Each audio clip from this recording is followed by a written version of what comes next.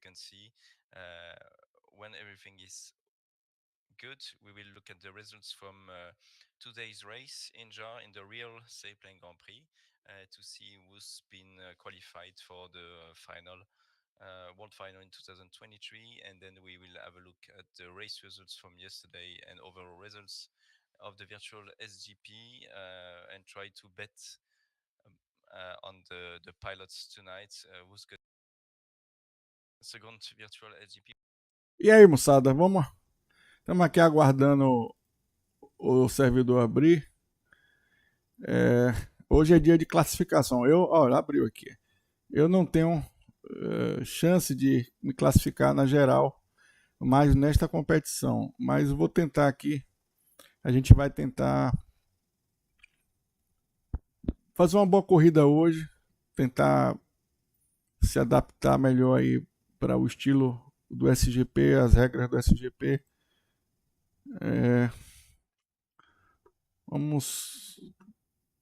Hoje eu estreio a nova pintura do Ventus 3.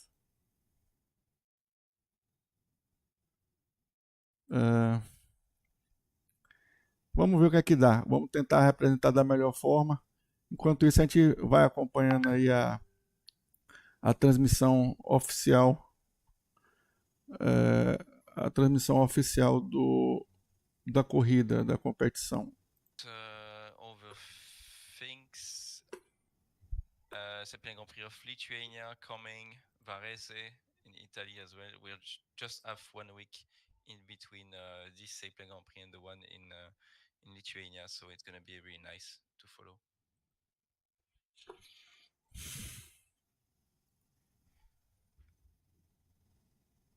Good. I'm checking if you are all coming now.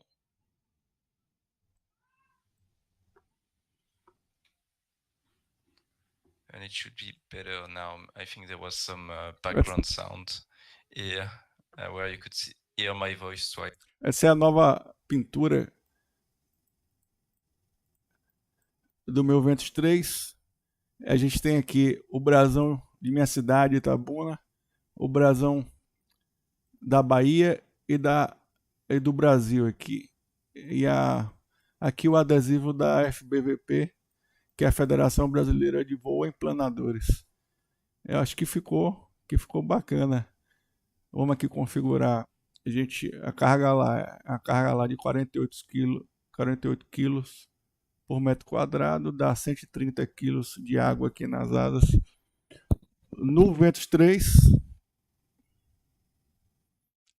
salvar aqui a corrida. Vou liberar o som aqui enquanto faço a configuração. I'm fine, thanks. A good race tonight for us and for the public to watch on the CWC scenery landscape, so in Poland. So it's going to be quite cool. Okay, did you add a look to the real race today in ZAR? No, I was at work.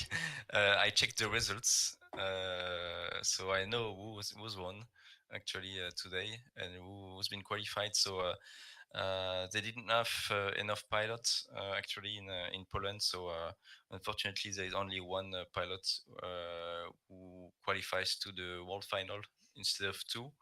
And I can already say that it's Lukas Grabowski who qualified to the event.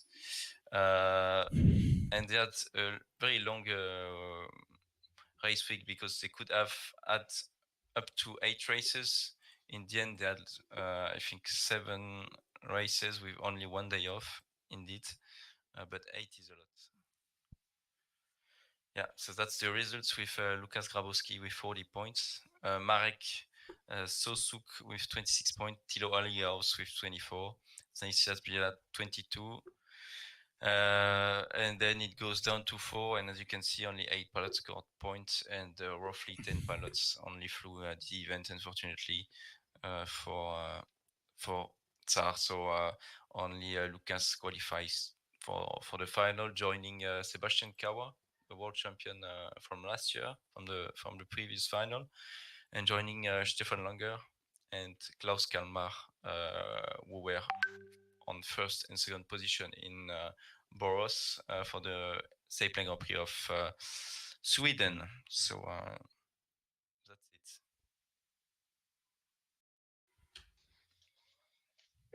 Okay. So maybe someone else will join to comment with you, Antoine? Yeah, there should be Benfest coming in a few minutes with us, at least for half of the race, maybe the full race. We will see how much time he can come. But yeah, we're gonna have Ben coming with us, so it's good to have an expert on Condor joining us tonight. Okay. Maybe it can be also interesting to have a look to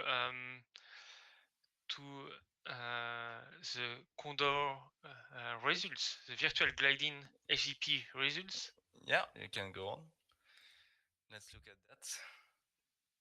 So that's the overall results up to race 6. So in Condor, we started the event one day after because the virtual SGP of Sweden and Poland were overlapping each other. So pilots could not fly both events. So we started one day after. To be valid, championship needs to be between 6 to 8 races long, maximum 6 to 8 days. And you just need one race actually to have the championship valid. They've flown 6 races already. It's going to be the 7th one tonight. So quite a busy week again for the pilots. And we have Kuba, who was really, really good already in Sweden, who is leading right now with 4,700 points roughly. Then Mireille Knaus from Hungary with 4,500 points. Stewart Henschel completes the podium with 4,250 points. They are quite close, and today the winner gets 100 points as a bonus. So actually, Stewart can easily win the overall, or he can even be second. He has quite some margin to take. I think they're quite close in the top 3, so anyone can win in that top 3. Then we have Artur Dziuk from Poland, Zbigniew Skos from Poland as well, with around roughly 4,000 points. David Redman and Alex Holzfilter, they are really good pilots as well, often in the top 3. Tim Madsen as well, Norbert Kies, Jarmo from Finland, Creso Rastovek, always here, Sean Churchill, Richard Badam, Clinton Glover, Cristiano Moreira from Brazil, Ernesto Durigon. He's done a podium in the virtual SGP of Sweden as well. So quite some people that we know here and that are racing very well in that top 20, I can say. So it's going to be really fun tonight, I think.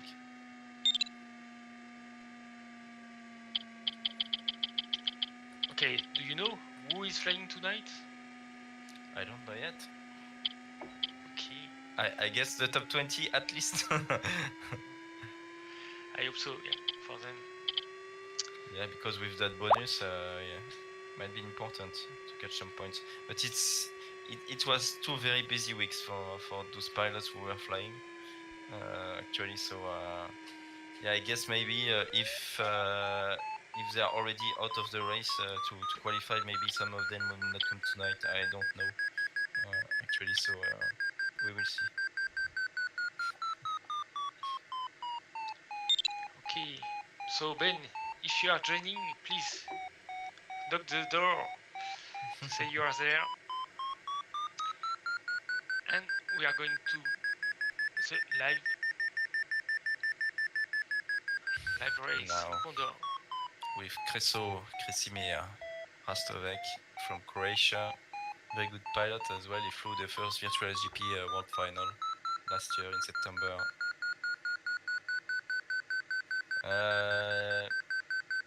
I'm just checking the map.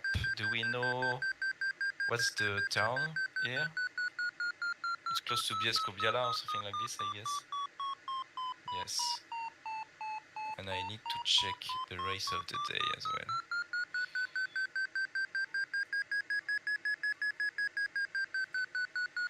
Yes. So today it's gonna be 215 kilometers. They're gonna go straight to the west and then southeast and come back. We'll see that later on. That's the start line here, 0.003. That is very close from the airfield. It's just to the south of the airfield. Yeah, and then that's turn point one, sorry, in front of you. Turn point one, which is 6283 neck. So that's a 42 kilometers leg. Then turn point two will be Oravice with 92 kilometers. Then turn point three, Quebec, 73 kilometers, and we'll end up in Jar. So from the reporting point to the finish, only 7 kilometers. Yeah, as you can see, that's going to be really nice and a really fun mandatory reporting point here, I think. And the arrival in just abeam the reservoir of Jar is really nice as well. So we're probably going to enjoy a lot tonight.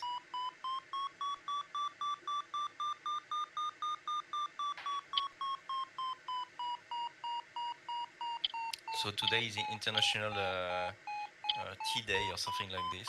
So enjoy your tea.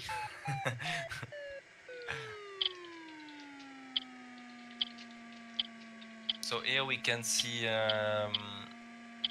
the airfield.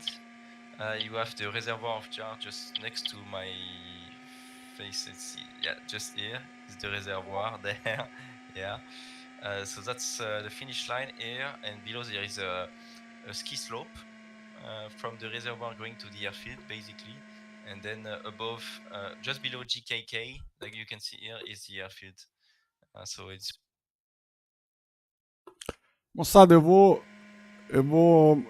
interromper aqui a transmissão. Quem quiser acompanhar paralelamente a transmissão lá da oficial, tem um link, tá no Twitch, no canal oficial da FAI. Eu vou encerrar aqui a transmissão deles para me concentrar aqui na prova. Um ventão de 40 km de proa, né? Na primeira perna. Decolar.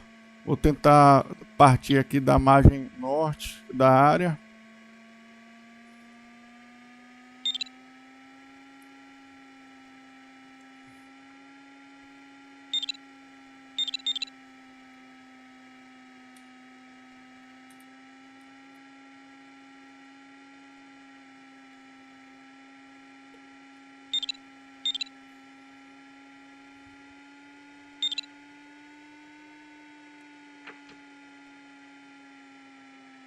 Vamos dar uma olhadinha aqui na pintura como é que ficou.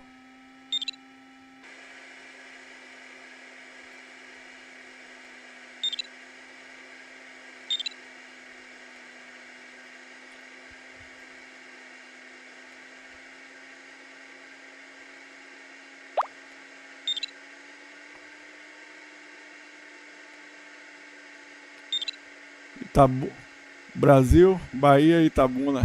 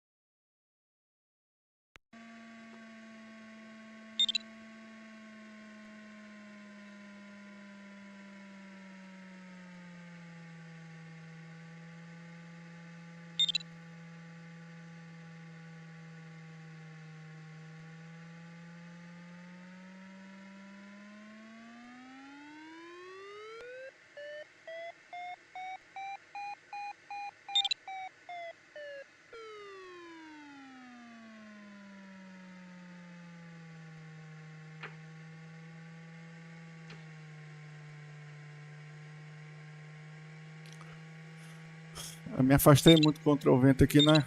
Não é interessante. 10 km, deixa eu voltar.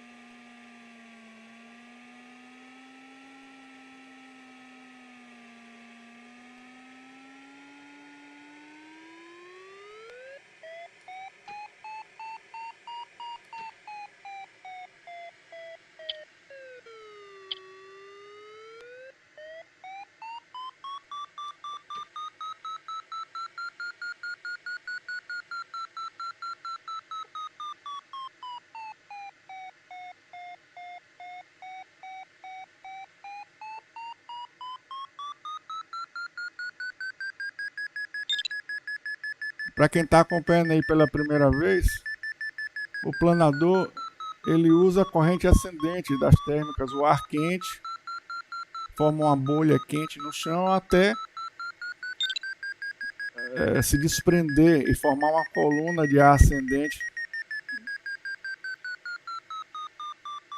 que chega até determinada altura e condensa a umidade que tem nele, né? E formando a nuvem. Então a gente aproveita essa corrente ascendente e circula dentro dela, elevando a altura, ganhando altura, né? E aí com essa altura a gente viaja um pouco até encontrar outra térmica e vai subindo, viajando, subindo, viajando, subindo, até completar um percurso. E essa aqui é a competição reconhecida, né, oficial da Federação Internacional. E as etapas nacionais, os dois primeiros colocados, elas garantem um lugar na etapa final, que vai acontecer na Itália.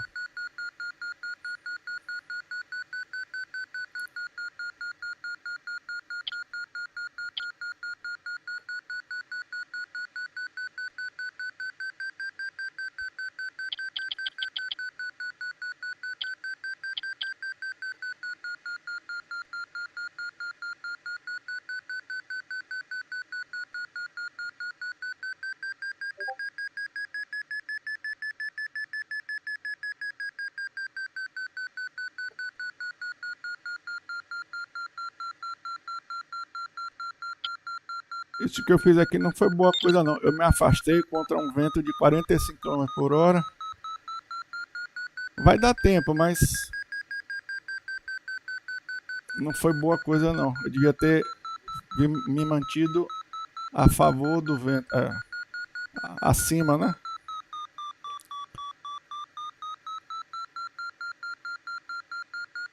Eu devia ter me mantido, ter procurado térmica contra o vento.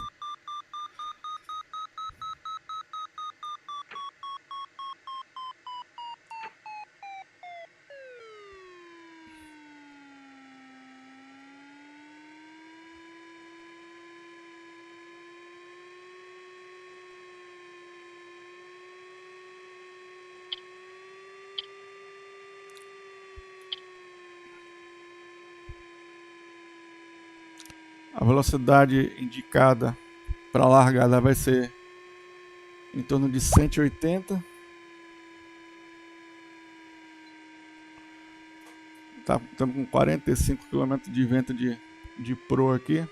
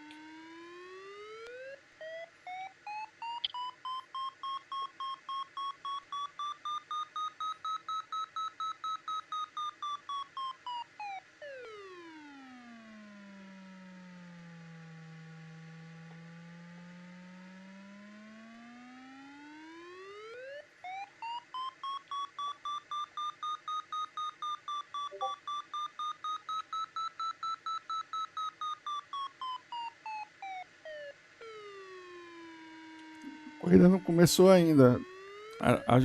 A janela vai abrir em 2 minutos e 23.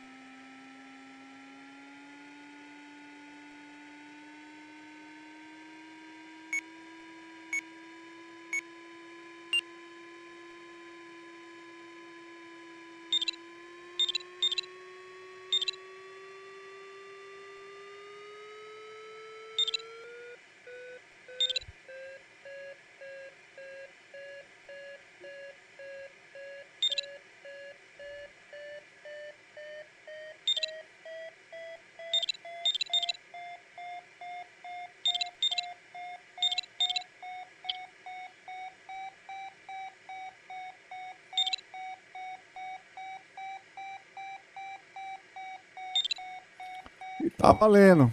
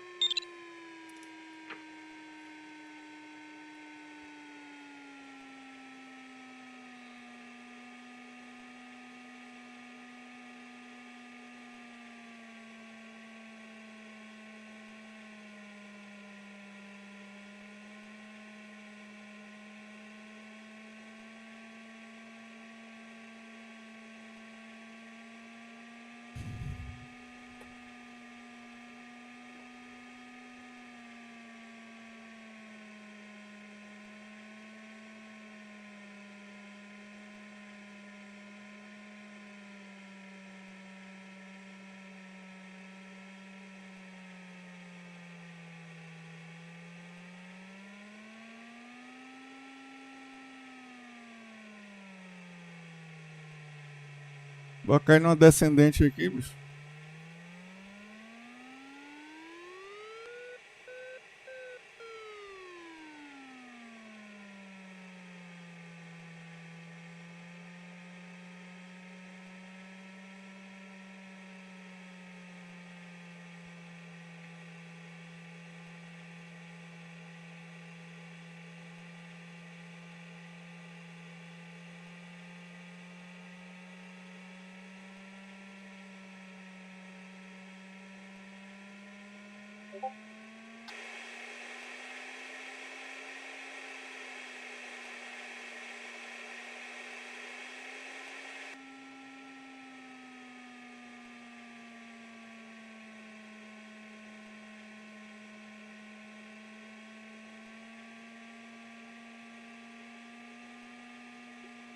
Não pode brincar muito não, com a base baixa, qualquer, qualquer vacilo a gente tá no chão.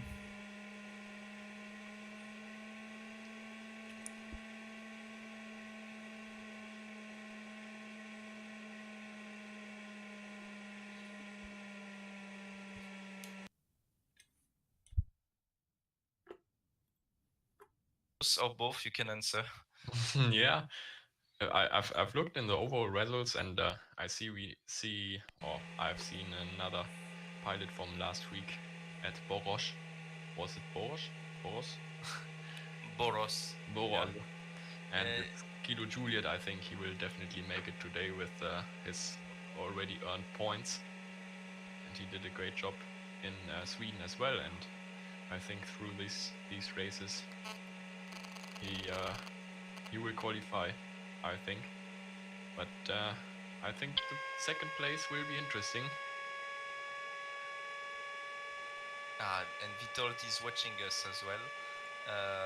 We couldn't hear you at the very, very beginning when you arrived, apparently, Ben, but it's solved now. Everyone can hear you. So Vitold is looking at his friends flying the race tonight. So I guess he will check if Kuba or Arthur or Zbisek can win and can get a ticket to the World Final. As we said previously, they are training a lot every evening now, the Polish pilots. That's one of the strongest community now on Condor, so that's really cool to see that they are really trying to perform on the events and that they are training that much. Yeah, I totally agree, and I'm already a bit scared of these guys.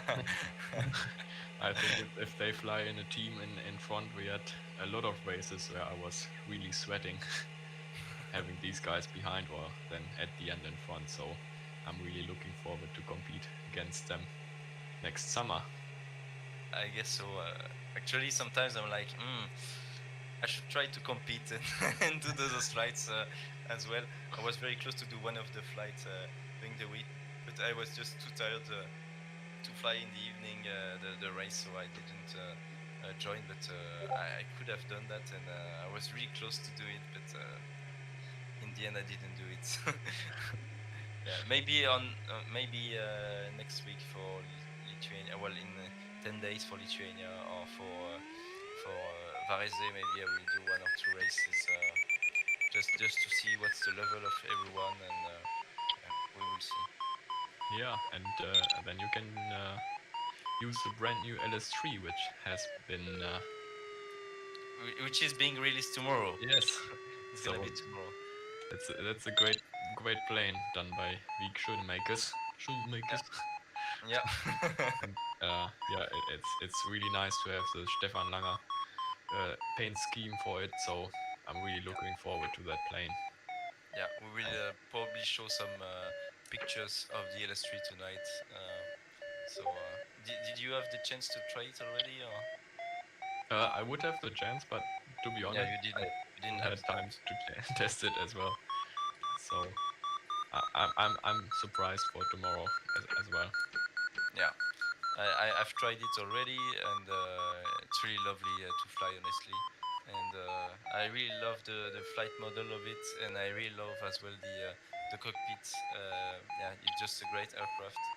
So I think it's gonna be really nice to see it in 10 days, and as well for the club class events that we will do in the future, or just for the pilots flying club class in the evening or whatsoever. It's gonna be very interesting to see the LS3 now fighting. Yeah, absolute. It's totally different kind of racing with these club class planes because you get very low, so you always need to stay on the good side of rather these thermal lines or these energy lines which you can take at the ridge, and that's a different kind of racing then. Yeah, exactly. I think a lot of pilots love club class as well because you can fly any glider because of the handicap and so on. It's well compensated, and you can still win with a low cost glider. And the LS3 is a very good uh, glider for its price, and people really love it. So I've never flown any LS3 yet. Maybe in the future we will see. Yeah, it's I think it's a great aircraft. I think Tim Milner from Great Britain was flying it. Stefan, of course. Some German pilots are flying it. So yeah, I think it's a good glider to Yeah, have in the game and in real life as well.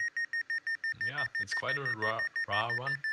I haven't seen it that often in the air, or I just didn't see the LS3 in it. I thought it was a LS4. Oh yeah.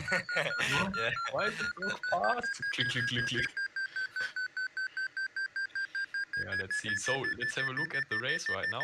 We have a few guys not having that much altitude above the ground level, but it seems like they're using the bridge lift right there.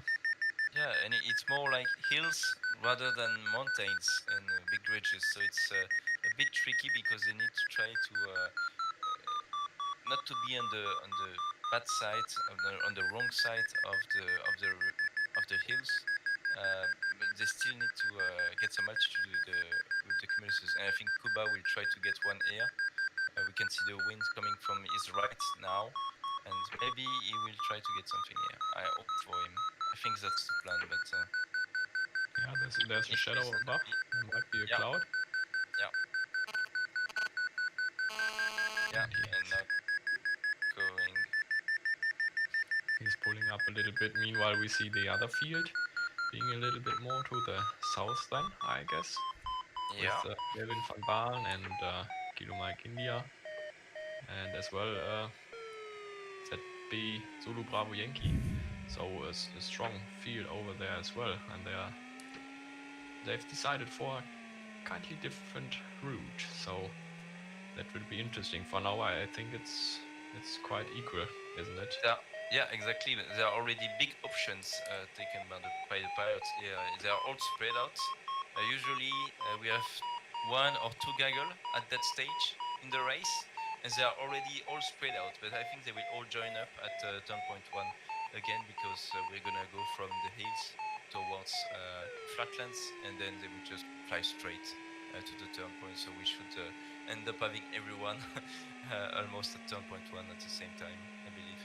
Can we see the clouds coverage above them? Yeah, just to see what are the options in front of them, because we don't know if it's good or bad. Yeah, it's not too bad, but the clouds are quite big. And I think today cumuluses were not that good because there was a lot of cirrus clouds apparently in Poland, and the clouds were like big but not very good. So only 100 kph for Tilo Oligos in the Ventus 3 today. He will probably fly much faster than that. Yeah, absolutely. With these high winds, it's way easier in Condor, I think, because if you have like 45 kilometers per hour wind in real life, I would think twice joining a glider or sitting in one. So it's a bit easier in Condor then, and the clouds above the hills, which has been triggered by the ridge lift maybe. These ones are the best ones today, I think. So maybe you can get a good lift before getting into the flatlands. But of course, it's a slight headwind on this part of the race, if I'm right. Yeah, So exactly. Exactly, and they're quite pushing actually. Yeah? As you can see, they are always going low, low, low like this, really pushing in between the small hills. So that's quite impressive to see. I think they just want to take something in the flatlands later on.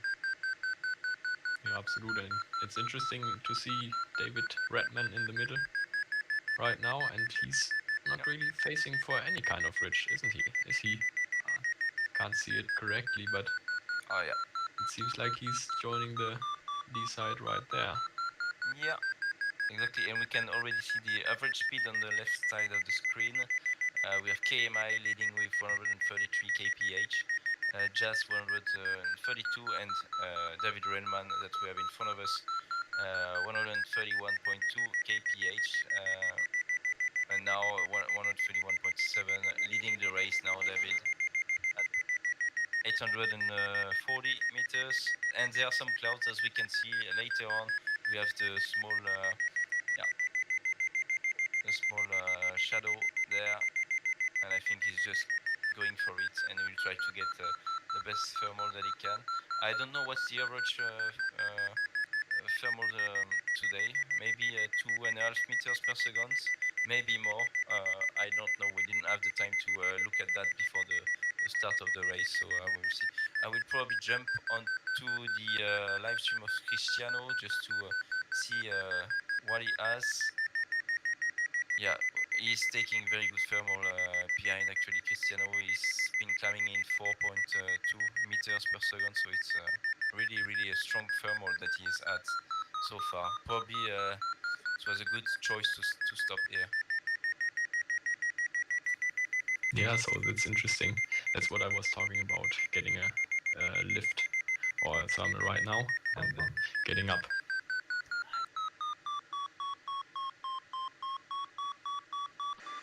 So yeah, we are back with Cristiano, as you can see on the screen, and he's really made it to the top of those clouds here, and he's reaching 1,900 meters, 9,000, almost 2,000 meters now.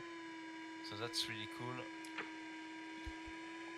And I can see on his streaming that he actually has a very cool skin for his glider, a bit yellow with some Brazil colors, I think. Really cool. We will try to download it for the next events. Really cool from him. Yeah, and at the last Sailplane Grand Prix, we had like every nationality had its own paint scheme for these gliders. So I had a German Ventus 3 as well, which has been very well designed, and I was really happy to fly it. And there was glider for every nationality. And if we can see Cristiano right here, he's at a high altitude. It's harder for him right now to get the ridge lift or to use the ridge lift at this part of the race.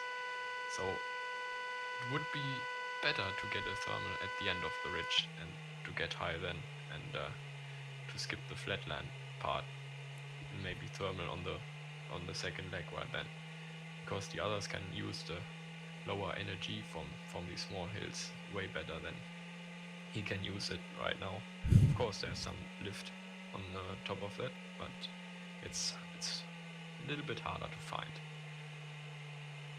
Yeah, so he stopped in a very good thermal, but now he has to catch up everyone that is from of him. You can see he's on position 20 now. Cristiano with 94 kph. Of course, he climbed up to 2,000 meters, and now we have KMI leading the race at 127 kph, but he will have to climb now. Mihail Knaus from Hungary is one of the leader of the event. He's on the second position now of the event with 4,477 points.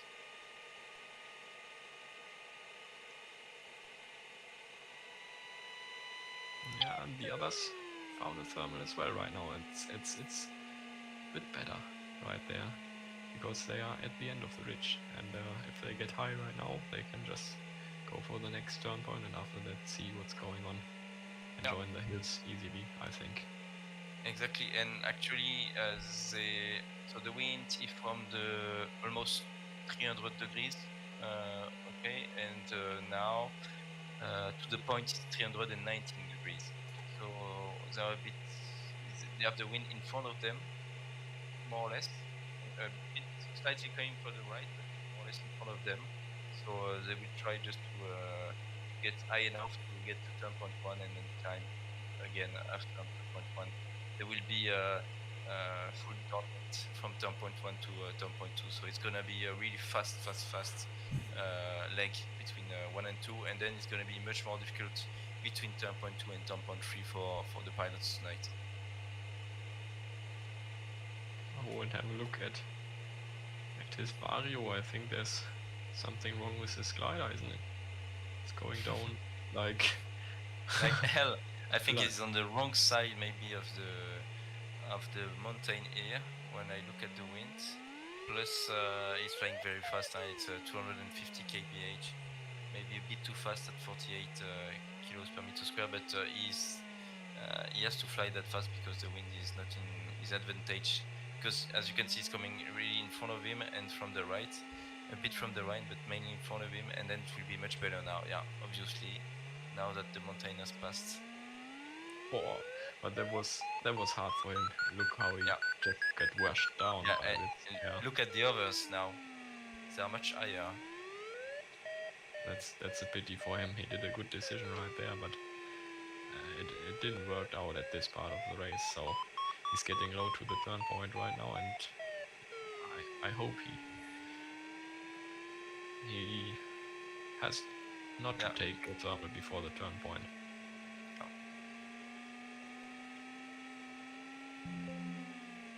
But I hope. We still have Vitold, I think, in the chat on Twitch. Do you have any bet for tonight, Vitold? Who would you like to come with you? I guess Arthur and Kuba for sure, but you can bet on the race instead of betting on the winners of the event. Maybe bet on the winner of the race. We'll see that in a few seconds if he's there. Yeah. So back with Stewart Henschel from Great Britain now leading. He's leading towards the first turn point, and they have now altitude 880 meters above main sea level. That's not that high at this part of the race. I think the ground level is something like 200 or 300 meters, so they have only 500 meters above ground level. That's quite low. That's quite low, but I think he's trying just to pass this turn point with that strong headwind. 45 kph is a lot.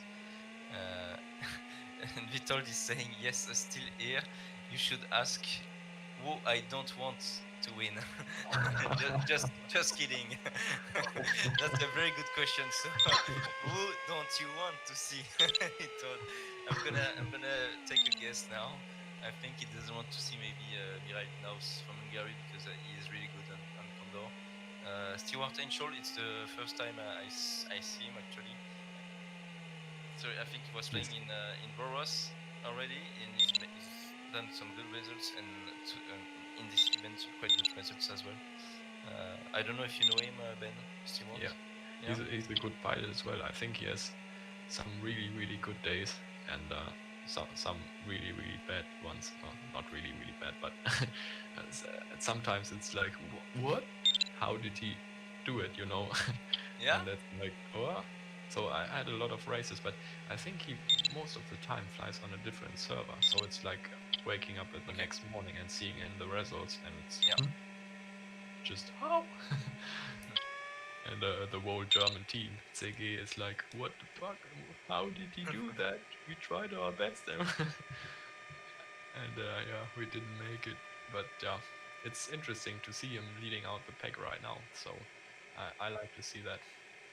And we have one guy here in our view, that's Tim Madsen, sitting on top of all of them. I think he's a bit higher at this part, which is pretty good. He can just join the next thermal or the next line, which he's facing for, and he's in a good position at this part.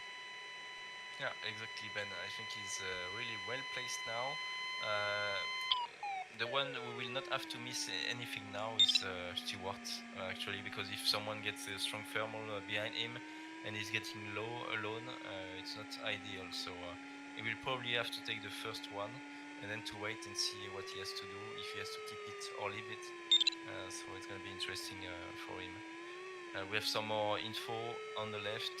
Stewart 783 meters. They are all flying fast, as you can see now, and it's the ground speed, so they are 45 kilometers in the back now for the top 13 or 14. So that's hard for the pilots right now, as the wind is coming from slightly behind. They need to choose rather to go to the north side of the ridge or to the south side of the ridge.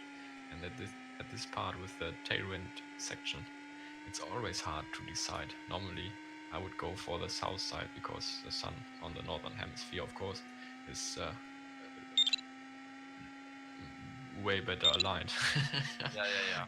with the mountains Southwest than. is always better. Southwest of the clouds in northern hemisphere, it's always good.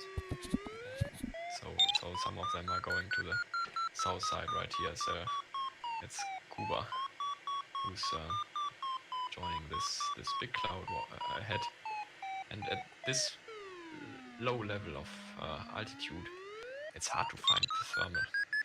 It's getting whipped around, and all is a little bit turbulent, and it's not that easy. Of course, it's easier, as I said in Condor earlier. It's easier in Condor to find these kind of thermals, but in real life, it's always hard to catch these thermals if there's a lot of wind and Yeah, at the ground level.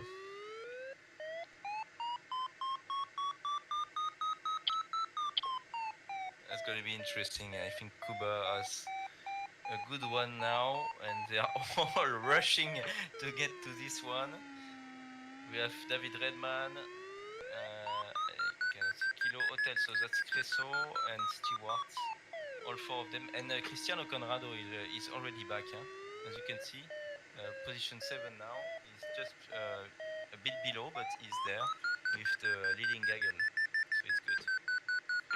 Yeah, he's finally back. I think his altitude went quite well, and he's joining the thermal as well. Has enough altitude for it. And he is joining it from below. I was just jumping into his live streaming actually to see if what was his altitude, and it's That's pretty interesting. crazy. But he's able to get it over. No. Not easy. No, I thought he was a bit higher, but I fingers crossed for him to get some altitude right here.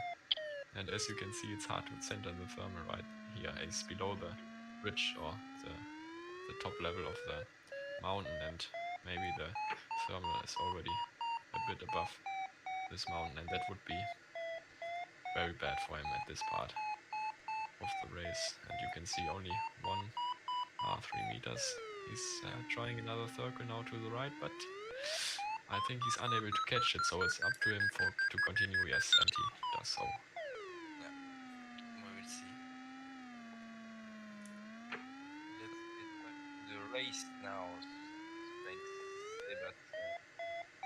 TKM now leading. We have Kuba as well at 1,400 meters, and TKM is just left the thermal that they were all taking. I think maybe he's had enough of this thermal or of the people playing with him. In this one. Maybe it was just too busy. Sometimes it happens, when you are just flying, taking thermal. Sometimes you climb well, and other times you just don't climb well, and you can see the others just climbing like this, and you're just next to them, and you just don't climb. So it's really frustrating. So you just leave and you try to get another one. Yeah, sometimes it's like this. You're not in the good mood or whatever, and it just doesn't work for you at that time. So you need to accept it and move forward and try to get something else sometimes. Or you need to stay patient and stay in your thermal. It depends, but it's not easy to stay when everyone is just catching you up. Yeah, absolute. And it could be a tactic of Tim right now. Maybe he's like facing for another one and want to put some pressure on the other guys to say like, hey, I'm here as well. I just pass you by, guys. What are you doing? Thermaling at this part of the race. So different strategies right here. And Tim is on a straight track right now. And They are really flying fast, no? Don't you think? yeah, of course it's ground speed once again. So we have Yeah. like 30 or 40 kilometers per hour tailwind. So at least they're flying 180 kilometers per hour indicated airspeed around, probably. Mm-hmm.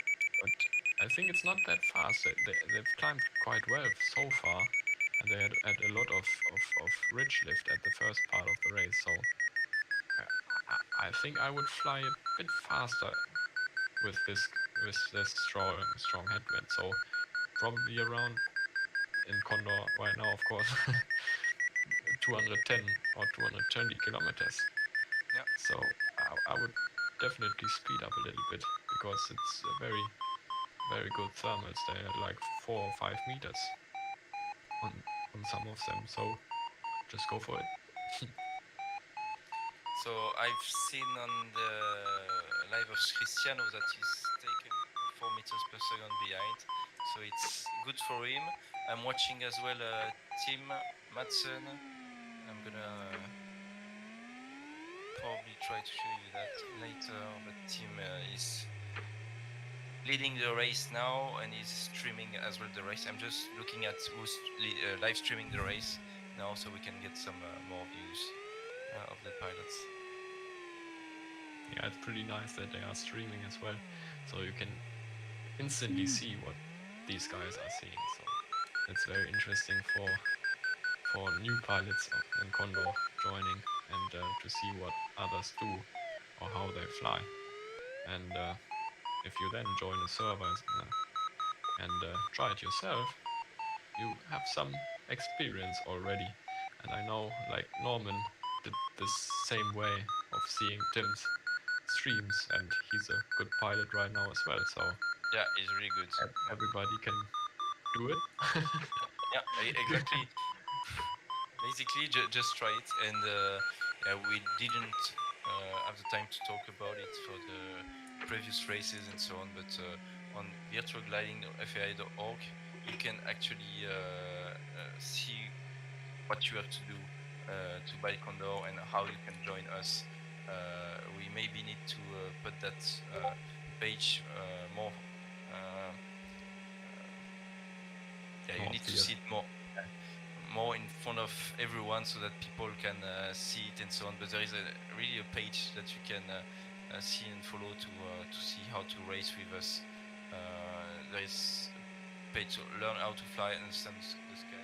This kind of a process to follow to be able to reach that level where you can compete.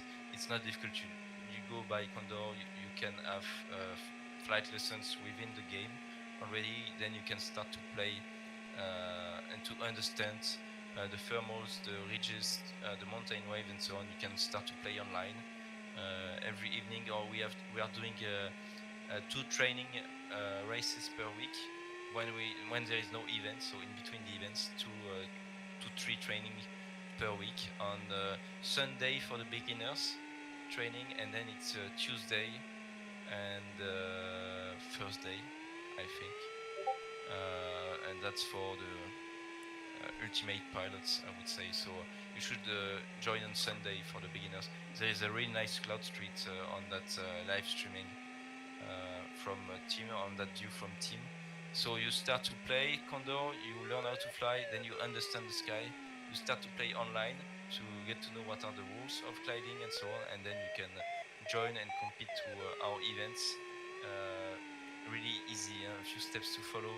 It will only take a few weeks to be able to fly properly, and probably 2 to 3 months to be able to come and compete with us to that level, and then more months to be able probably to qualify to a virtual SGP final, because it's only the 20 best pilots in the world. So it will need some effort from you to be able to do that, but it's not impossible to do, for sure.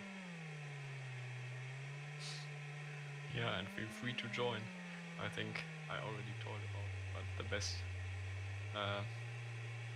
things you can do is join these kind of chin races every evening at it's 15:30 UTC at the moment. Yeah, It's 17:30 Middle European summertime. And these are French races, and you have a big community there, and can talk with almost every pilot on TeamSpeak and this kind of stuff. So that's very interesting for beginners, and keep that in mind for racing. And of course, you can join right here as well. So it's not a Hexenwerk. And as Norman would say at the end, the fat lady sings. So wie war das? Yes, but back to the race. We had Tim seeing this very good cloud street right there, and everybody's getting a little bit low at this plateau area. We have a ground level of around 700 or 600 meters right here, and you have a look. They have altitude of 1,000 meters, and Kuba is trying to catch a thermal right there. And it's, as I said once again, it's really hard to center them that low. But he's continuing and seeing another opportunity, and we have Kelvin van Baalen right behind the guy from South Africa. So for him, it's winter at the moment. That's very interesting. Of course, he's sitting on the southern hemisphere then, and he's flying while it's cold. But I don't know if it's cold in South Africa at the moment. Let me check that one. Yeah, I'll let you do that. I was writing down stuff for the next races. Yeah. When we do that, I have some more ideas because it's really only the very beginning of what we are doing now, and there are plenty of things coming. So we need to set up everything, and it will take some time. First thing first, basically, we still have to finish some more work, and then we'll be able to have proper events and live streamings. We can see Cristiano now trying to get a good thermal, and my head is already bending towards the screen, and I'm like, okay, now we're turning left. And yeah, Odenausen has reached turn point 1 or 2. I One. think it's 1, and he's behind. Yeah, running late. Maybe he started quite late the race. That's why. Yeah, we don't know, but we can see the field being close to the line on their way to the second turn point. That's quite good. The wind is almost tailwind at this part of the race, so it's hard for them to fly rather south or north around these ridges, and it's getting a little bit higher. So the ground is coming closer, and the clouds are coming closer, and it's hard at this part to find the right tactic. But everybody's somehow getting through, and without even thermaling that much. But a few other guys are behind and getting some higher altitude. For example, Jarmo Karalainen, Juliet Kilo, who has flown already 75 kilometers. Yeah. And meanwhile, Kuba is 11 kilometers ahead. So Yeah. very well flown of him. He's a top pilot and a top leader in that event in Poland. Yeah, it will be great for the Polish pilots to win their home event. That's for sure. Ronnie Lindell was very close to winning one of the race in Boros. He was winning actually during live streaming, but he got a small penalty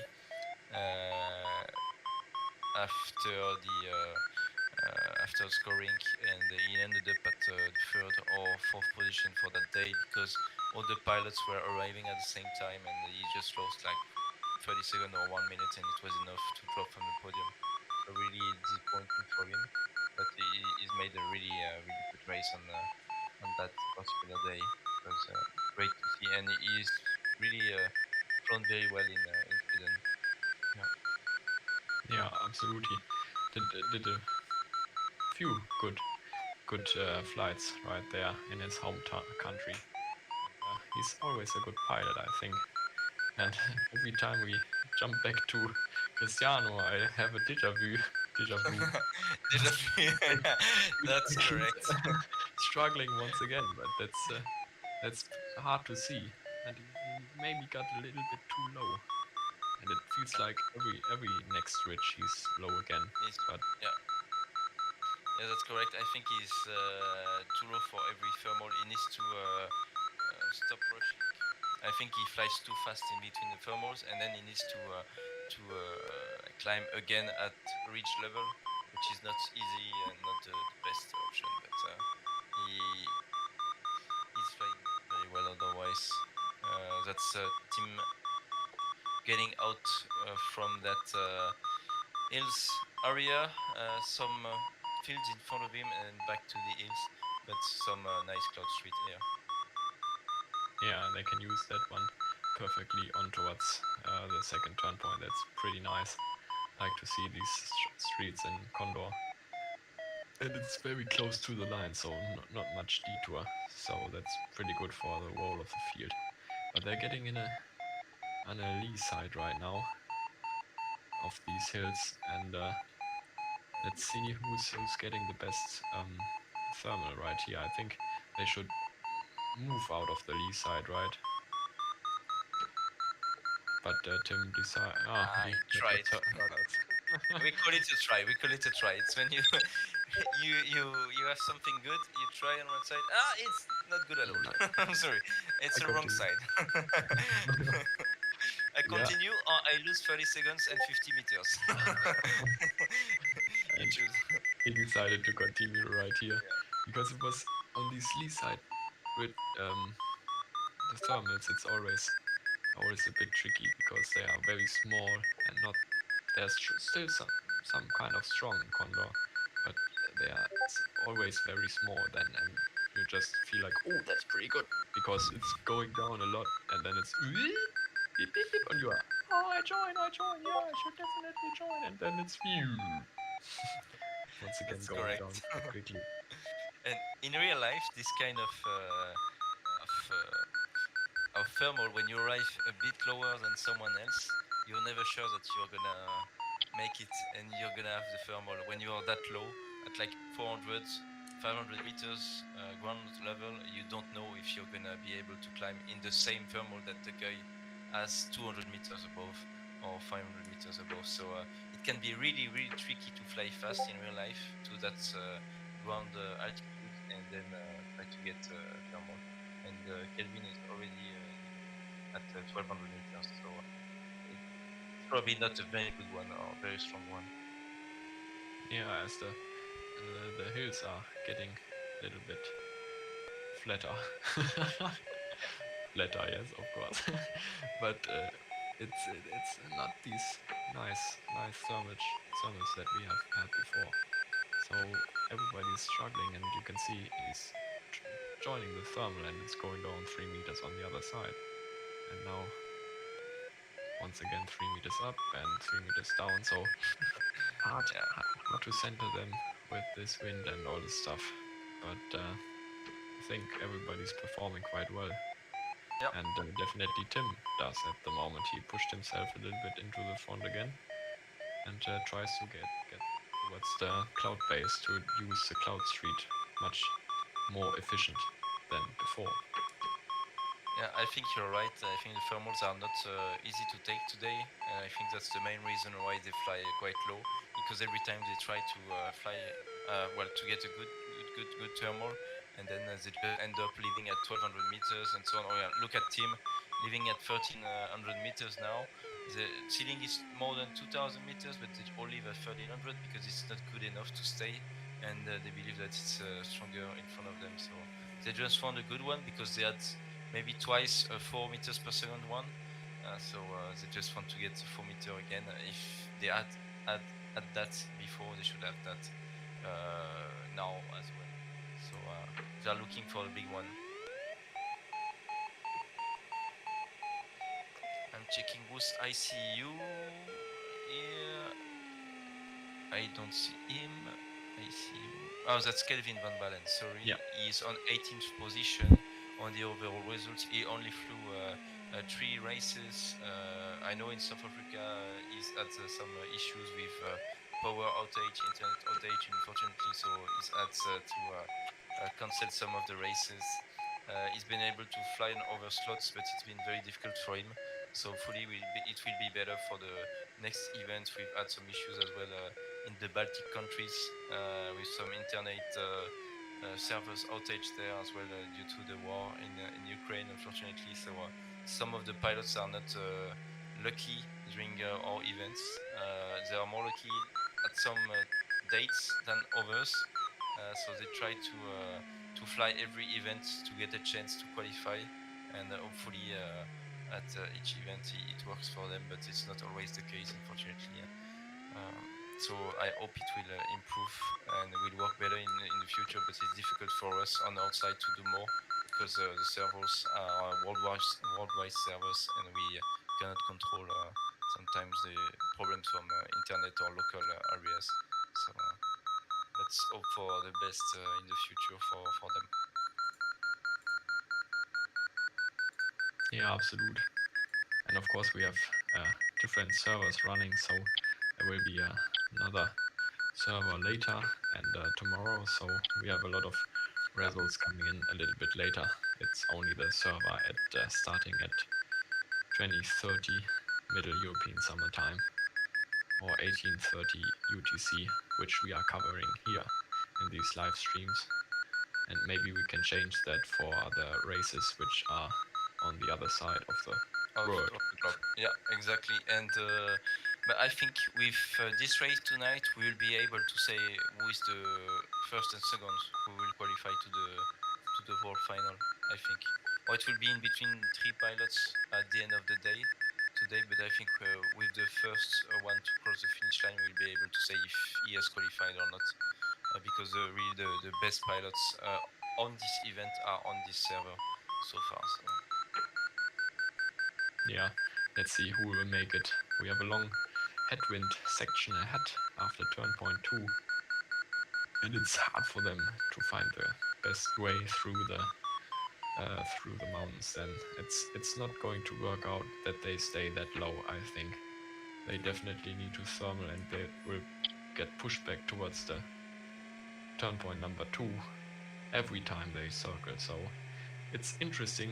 They definitely should get as high as possible to the next turn point. So let's see if they find another good one. And I'm looking forward to the different kind of tactics. We have Kelvin van Baalen in front right now, flown already 112 kilometers. Yeah, which that's was a small gap in between him and Tim already.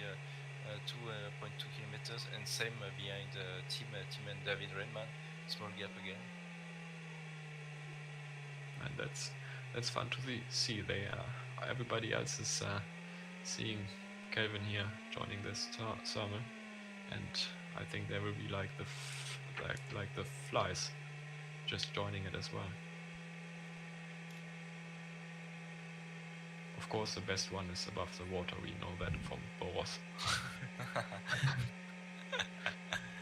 Indeed, I'm checking Tim Madsen's live streaming to see what Kelvin is having now.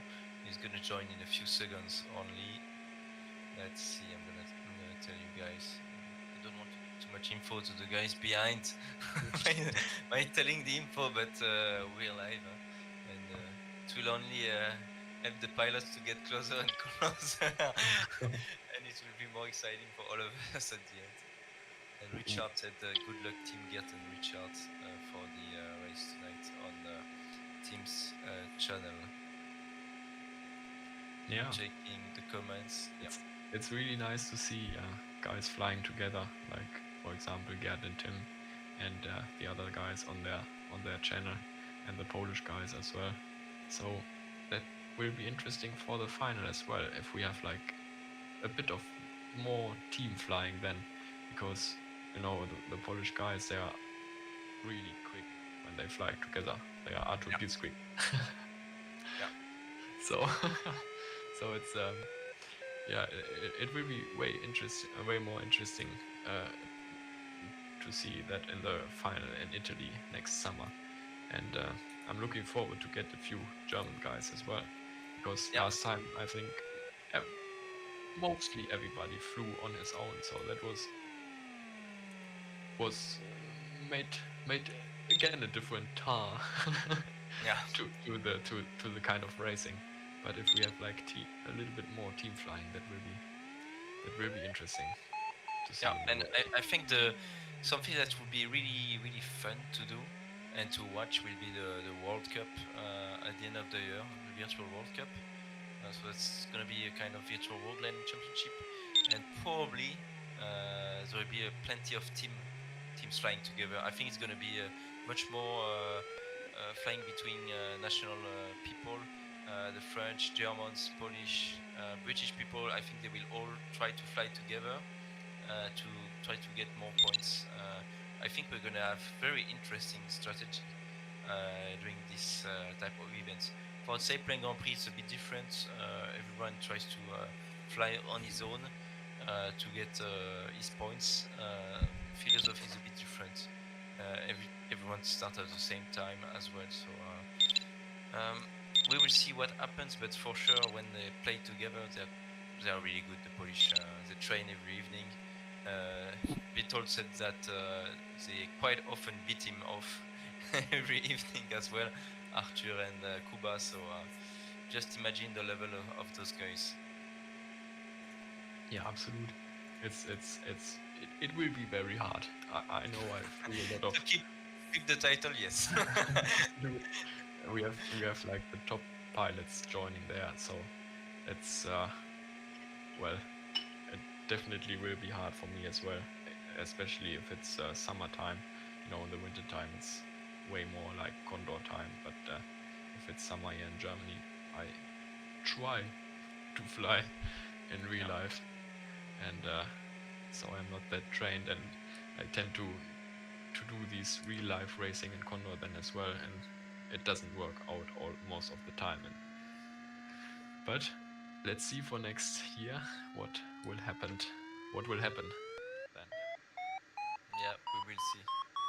We will see. I think it's gonna be a very nice event. I'm looking forward to see everyone and to be able to have a big event.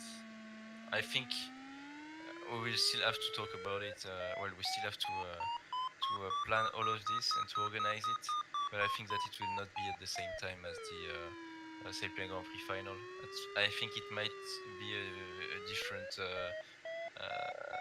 schedule than that. It can be the week before or after, or it can be really somewhere else on the planning, and maybe not the same races. Maybe an exclusive esport event. We think about it. It might be more interesting for the public as well. For sure, the same rules, well, the same SGP rules, I guess, but maybe not the same task. Maybe not the same landscape every day. I think it's going to be very interesting to follow. It might be one race on each landscape, or two races on the AA2 on the Arc Alpin in the Alps. It can be some races in one race in Boras. It can be one race in every national country as well. We will see. I mean, national event of SGP's Arctic events. So one race in for each event. We will see what we will do. It still has to be discussed within the FAI virtual gliding working group that will be set in a few days, I believe, with new people joining that working group. There's going to be quite a lot of communication in the coming days, I think. And we are back with Kuba in the race, and Creso. They are not high. Which is bad at this part of the race. Everybody else joined the thermal above the lake, and they are on a straight line, and these guys still try to catch some ridge lift down there, which is a good way to go, but they will get washed down towards the turn point right now, and it will be hard for Kuba to gain altitude right here. We can't really see a cloud on the way towards turn point 2, and he is very low at this part. So that's to the right, huh? 12.2. I think Yes. that's to the right for us. That's correct. Yes, he flew to the south to gain some altitude against the wind, so he can fly north again. And look at him, 2,000 meters. Huh? Pretty good, pretty good. Yeah. Just checking his last thermal. Yeah, he's at more than 3 meters per second above the lake, actually. Perfect. So, As we said, the best is above the lake. That's pretty good, and he's now the highest, if I'm right. So Kevin van Balen is trying to go for a different strategy, speeding up a little bit, and Tim just sit on top. That's pretty comfortable for him right now. He's the highest at this part of the race. And Arthur as well has made a good choice. I think he's at 1900 meters now. Arthur Duke, Alpha 33. So it's one of the guys who can win the event. Arthur. He just need 700 to 800 points, I think, to win. So if he's in the top three, he may win the event, and he's probably qualified to the world final because he only has five races scored in Condor Club, and he's on fourth position. All the other pilots have 6 races, and he's already at 4,100 points. So he just did 700 or 800 points tonight to win. Yeah, he did a good job at Boros as well.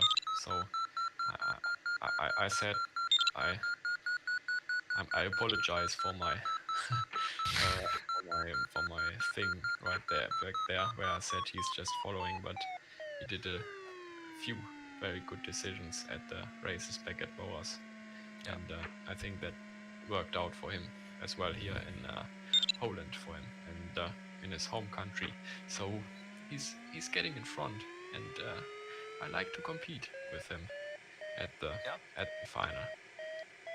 Yeah, that would be quite nice to see at least another Polish guy. I think we will have 2 or 3 Germans, 2 or 3 Polish guy at the world final. Probably Tim will get a ticket at some point. 1 or 2 British guys. I hope one French guy, maybe.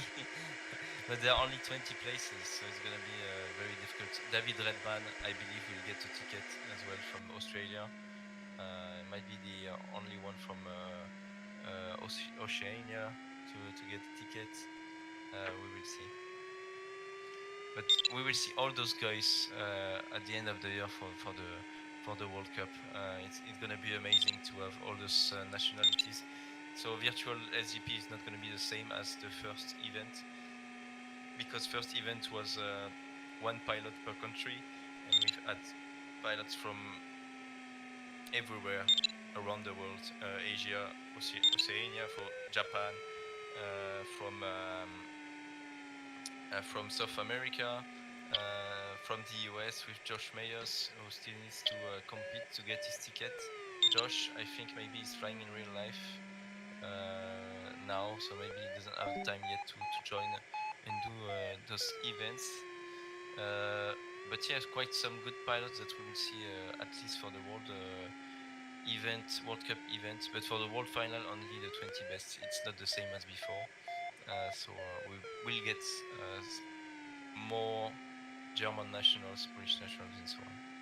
Not only one pilot per nationality. Yeah, and that differs to the first one. Then, so that will get interesting, and what will get interesting as well is the next leg. They have full headwind right now after this turn point, and it will be very hard to get back home to. What's the pronunciation of Tsar? It's Jar. Jar. Apparently, yeah, with a J. Okay. Say it with a J, so Jar. Yeah. So with a Jar, unfortunately I can only be here for 5 more minutes, then I need to go and step out and give the microphone back to Zeb. But I think at this part of the race it will definitely get decided who's staying high on this part, who's getting the best thermals, and we already can see the fields, well, the front 3 guys splitting up because Tim is going for a straight line towards the turn point, and the others are joining for the thermal, which is marked by the field already. So Tim is going for a straight line, and look at his indicated airspeed. It's 190 kilometers per hour, and it's 2.1 McReady settings. So that's interesting. I thought they would fly faster with these thermals, but on this part of the race right now, it's not easy. Really important to stay high. Yeah, he doesn't have. He's at like 1600 meters now. he needs to go to the next clouds. There is a small gap, and actually there is a gap as well between himself and the competitors. He has quite a good lead now, Tim. So very well done from him.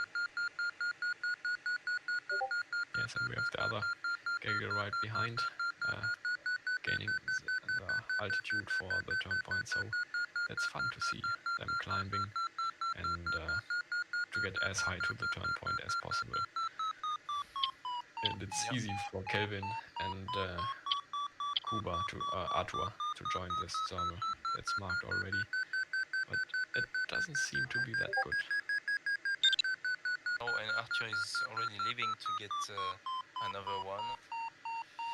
Yeah, it's not easy for the pilots now. It's gonna be a headwind for I think 73 kilometers. I'm gonna check that again. It was a 92 kilometers leg, and now indeed it's 73 kilometers. And they have 80 kilometers to do from turn point 2 to the finish, so 80. So a long way for them, and even with this high altitude ground level, you get low very quickly. And we saw earlier in the race, as we watched the stream of Charlie Oscar November, he got washed down in the lee side, and if that happens to you, that's very frustrating, and it's really hard to get out of that on this tailwind section. Exactly, it's not gonna be easy now this leg. They went really fast, more than 145 kph average, but they were all downwind. Now with the headwinds, maybe they will still be at 145 at the end of the race with the long final glide. We will see that, but it's not gonna be easy now for the pilots. That's a good thermal, 2.6 here with Cristiano, I believe. So that's good. We have Stewart Henschel who turned turn point 3 now. Turn point 2, sorry, Oravice. And Kelvin is leaving in front of you. I see you. He's left the thermal. ROC is there. They're all on their way to turn point 2. So that's Kelvin now back in the game, behind and chasing TKM on his right. They don't take the same strategy here. I think Kelvin is going for this cloud and then going to the right to the lake, while Tim will have to face the hills. So Kelvin is trying to avoid maybe more hills and to get the flatlands instead that the hills. TKM will have difficult conditions. I think he needs to climb in under this cloud, and then he will have another long glide to get to the next one. And they're trying to get around this hill, which is on their way towards the next turn point, and then trying to see if they go around on the north or on the south side. That will be interesting to see, but I need to jump out now, Antoine, so yeah, we will get back Sepp right here, and I will look at the results tomorrow at the flights and what they have done, and I like to see 2 more pilots qualified for the final then. So I'm looking forward to the finish tonight, but I will jump out and Sepp will get back probably, and I hope we see each other in 1 week in Lithuania. yeah. Probably. Thanks a lot for joining us tonight, Ben. Thanks, Ben. Thank you too, and everybody have a nice evening. See you. See you. Bye. Bye-bye. Okay, let's continue with the race. We are still with Tim. We have his live streaming running now, and back with Sebastian on the screen, and you can see his nice livery, his nice skin from Denmark that was made for him for the first virtual SGP World Finals. So he has his own skin that is received for the event. It was really cool. So Tim leading the race, as we can see, 148 kph I've seen on the screen. So it's quite good and strikes strong for him. You're a bit taller than me, Sebastian. Looks like. Like this. Is it better? This is better. Okay. So maybe you want to talk about the next race? Yeah, let's talk about the next race. Shall we jump straight into the subject by showing some pictures from the LS3? So LS3 is being released tomorrow, and you will be able to use it for the next event in Lithuania. So it's going to be in 8 days on the 29th of May. That's a picture taken over the Lietuva 2 landscape scenery that was made by some guys from our team and from the community. So improved landscape in Lithuania, and that's the LS3 from Vic Schoenmakers that you will be able to buy as from tomorrow. Very nice plane. You will love it. There is a blue skin like this, and then you have a red skin with the red nose, and you have as well the skin from Stefan Langer, which is not there, but you will see it tomorrow for sure. It's a great skin. That's a great forest of Lithuania, guys. It's gonna be amazing there. Probably very nice weather. I need to check on SkySite what they are planning for the next weeks, but it's gonna be amazing there. The forests in Lithuania are really strong. I hope it's gonna be the same in the game. You will love it. On the left side of the screen, that's Paluknis Airport, just below the winglet, the right wing there. So on the left side, you have the hangars and the beginning of the landing strip there. The wings are bending quite well as well when you push and pull to play dolphin. So that's a flapped glider. That's kind of a LS4 with flaps, and it flies really well. It climbs really well. So you will be able to fly with the LS3 or the ASW20, and that's the first cockpit with the open vario, as you can see. So you have the GPS, the PDA right in front of you instead of having it on the side. So that's the first aircraft in Condor to have this. And you will probably get those type of thermals with 4 meters per second, I hope. It's gonna When be you buy the glider, you have the thermal, the correct thermal with exactly. as gift. If you have this glider, you win. Yeah, nice, really nice model, and you will get if you buy it tomorrow, you will get it as well for free in Condor 3. That will come out at some point, hopefully this year, before the end of the year. It will be great. There's still some work to do on Condor 3, but you will get the same glider for free with improved. It's not going to be the same glider. Actually, it's going to be much more improved in the cockpit and so on. It's really a new game, and you will probably love it with new features. The landing strip is just there below me. You can see maybe that's the airfield of Paluknis. That's southwest of Vilnius in Lithuania. So in the nice forest again, you will see it's amazing to fly there. I hope you will really enjoy the races there. It's the only event where you will fly 15-meter class and hold 15 meters, so ASW20 and LS3. So just do it. I think it's going to be plenty of fun. It's really different from what the virtual SGP and SGP is usually, so just go and do it. There are 14 pilots, I think, who are registered for the real event already, and there are more than 27 or 30 pilots who have registered tonight on the virtual SGP event. You can do that by joining virtualgliding.fai.org. Then you go on schedule, and then you can click onto Lithuania, Paluknis, and then you can register from there, and then you go on Condor.club and so on. And you follow the procedure, it's explained there. Hope to see you there in 9 days, 8 days. Okay. What is the first date of this race? So it starts on the 29th of May, so in 8 days, but there's going to be some training already going on next week, unofficial training on Tuesday and Thursday, correct? Yeah, correct. Tuesday and Thursday for unofficial trainings. And then official training.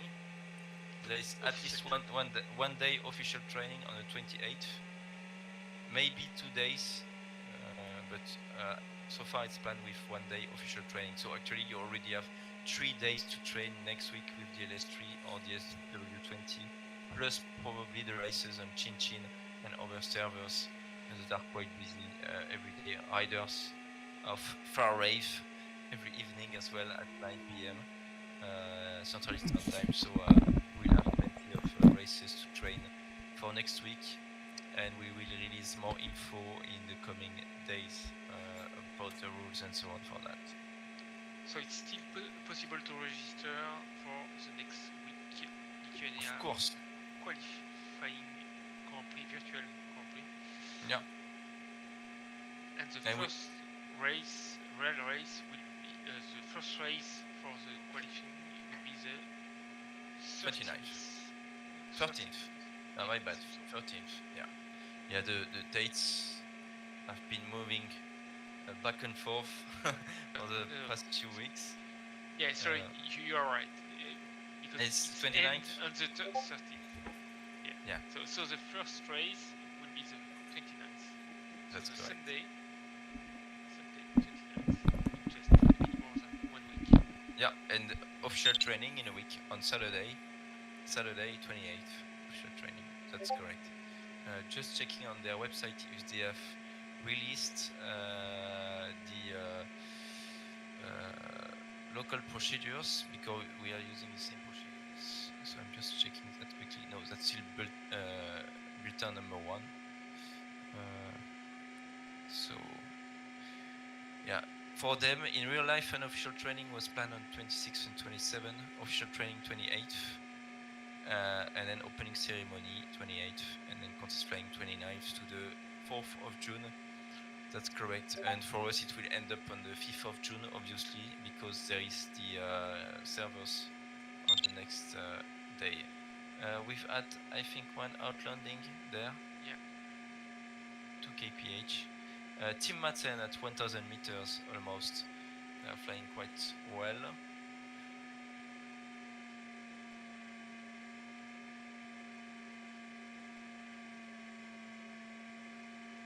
It's not so high. It looks very difficult with the wind. Huh? Very difficult. He's trying to get somewhere to climb, looking for a lift. Let's jump into the cockpit now. He's looking. There's a small hill with the wind pushing there, and we can see the shadow on the ground. And I think he's just looking for the thermal. That should be around here. Come on, team. I hope you will be able to climb there. Allez, 1 meter per second. 1.5. Should go up to 2. 2 meters. Not an easy one.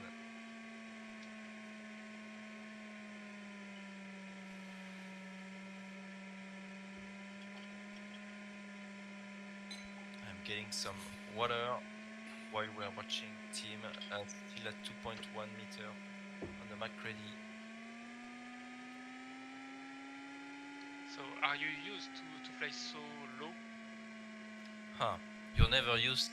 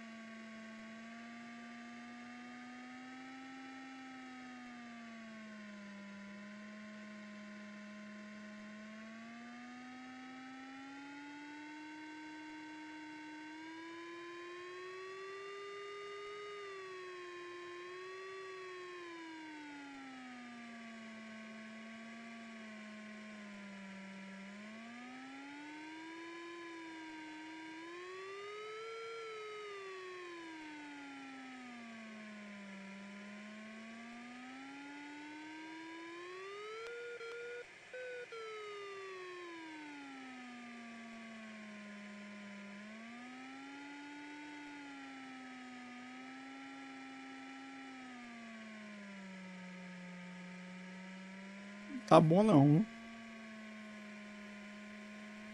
O negócio tá feio aqui.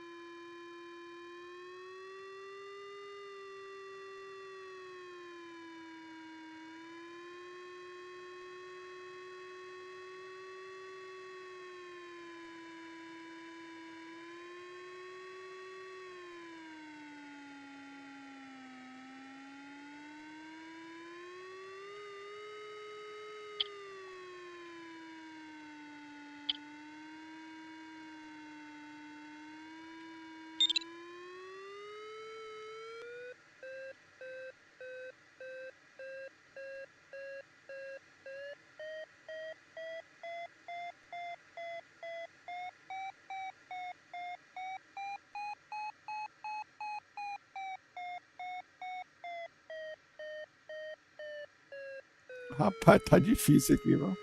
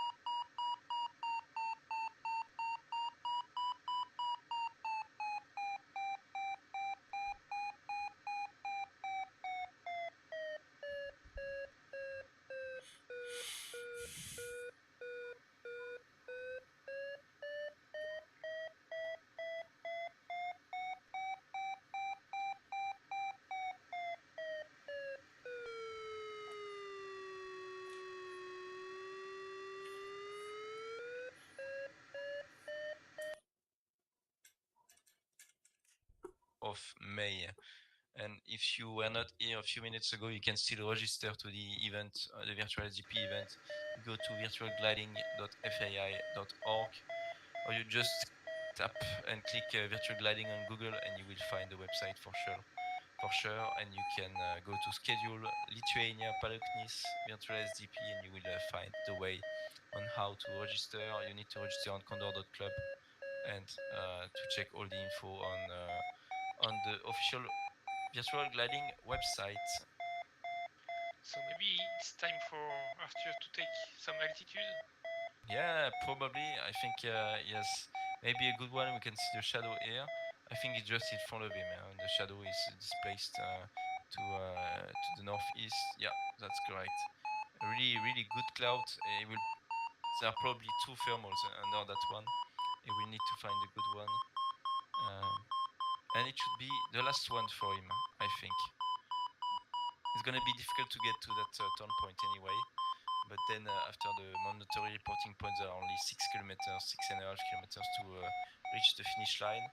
And it looks like a win of the day for him if he can manage to climb here.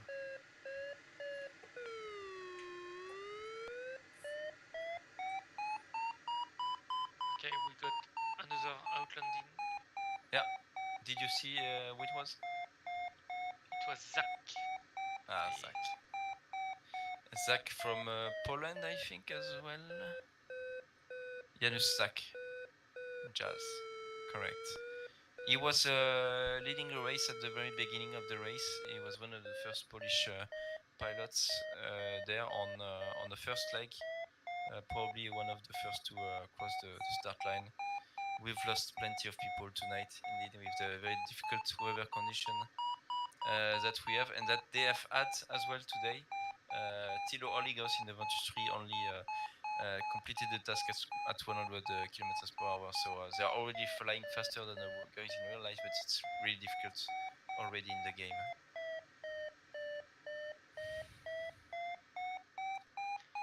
Kelvin, who is lower than Arthur and behind him. Hey guys, it's time to take some altitude if you want to finish.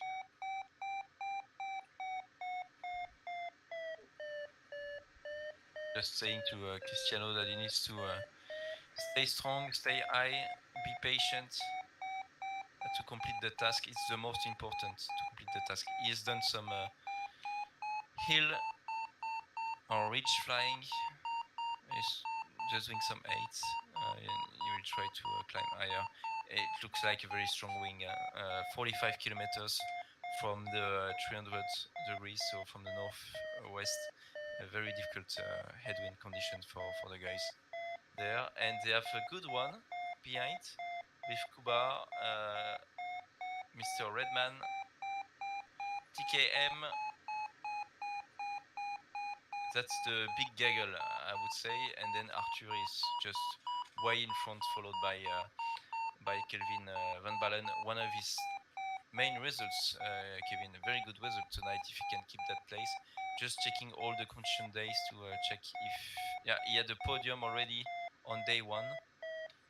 Kelvin, very strong pilot. But Kelvin need to climb to Yeah. be able to finish. Yeah, as I said previously during the live, he was really unlucky with his internet and internet connection. He has had some power outage as well in South Africa, so he was not able to fly every evening. And I think he has only completed 3 or 4 tasks, so he cannot score very well with the best. Tô preso aqui, bicho. Tô preso, não tem térmica perto, tem que esperar nascer alguma coisa aqui. Pra eu pular daqui pra térmica e subir pra poder passar. Se eu arriscar aqui, eu vou pro chão. Vou ficar por enquanto aqui. Daqui a pouco nasce alguma coisa mais perto aqui.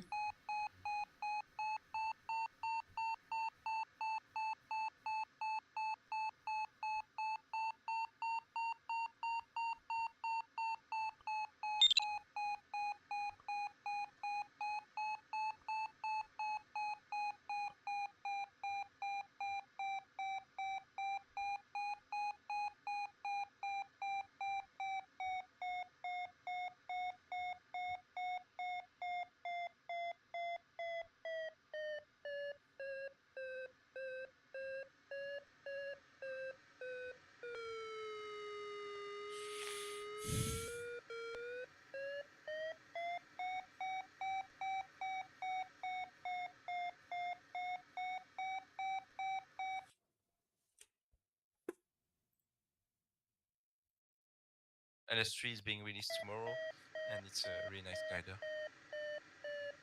So 15 miles? Yeah. Yeah, Arthur is taking his maybe last thermal. So we see that the report point behind and on the right, the finish line. Indeed, only 15 kilometers to complete for Arthur, and the wind is just in front of him, so he needs to climb, because otherwise he's just gonna go down. As you can see, it's a very bad variometer now. He needs to find the lift somewhere here, because he might lose the race otherwise. Kelvin is there, and you can see all the pilots, they are high now, as they will still need to get a cloud and a thermal, just like him. So good luck, Arthur, for this last one. Kelvin almost 1000 meters behind, and Stewart has catched up quite a lot. Stewart, as you can see, is quite high with the leading gaggle, well, the second gaggle, I should say. That's impressive. Yeah, they are taking this route, and then they will turn to the right. They have a nice cloud street here, and Arthur is struggling. Actually, we may have a very, very close finish between those pilots. that are still So- flying tonight. So Arthur is very close to the turn point, the report point, so the last turn point for this race, for this final race, but he is too low to take this turn point. And others are coming fast. And he's not climbing very well. Huh? 843, 800. He's not climbing very well, so it's gonna be difficult for him.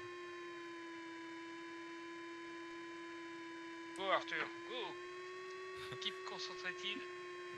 Yeah, keep focus on your task, and try Turn to off YouTube or Twitch. just stay focused and try to climb. Try to get there. I think Vitold is watching you.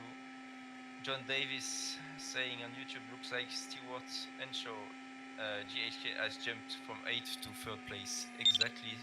He's really well placed now, and he might be a surprise for the end of. And I think we've had just a disconnection in front of us. So if you are the guy who's been disconnected, just keep going, keep flying. It will be the same for us at the end. Just don't quit the game, keep flying, and we'll get your flight track after the race, and we will score you for sure. Just keep flying.